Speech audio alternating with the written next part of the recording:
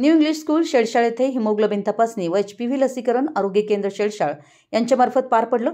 Hasan Mushrif foundation आणि Deepika foundation यांच्यातर्फे HPV लसीकरण न्यू इंग्लिश स्कूल शेळशाळ येथे गर्भाशयाच्या कर्करोगाच्या संरक्षणासाठी देण्यात आलं। गर्भाशय मुखाच्या कॅन्सर संरक्षणासाठी टीकाकरण उपलब्ध करून भारतातून स्त्रियांच्या गर्भाशयाचं उच्चाटन करण्यासाठी 9 ते 26 या वयोगटातील मुलींसाठी एक डोस दिला गेला।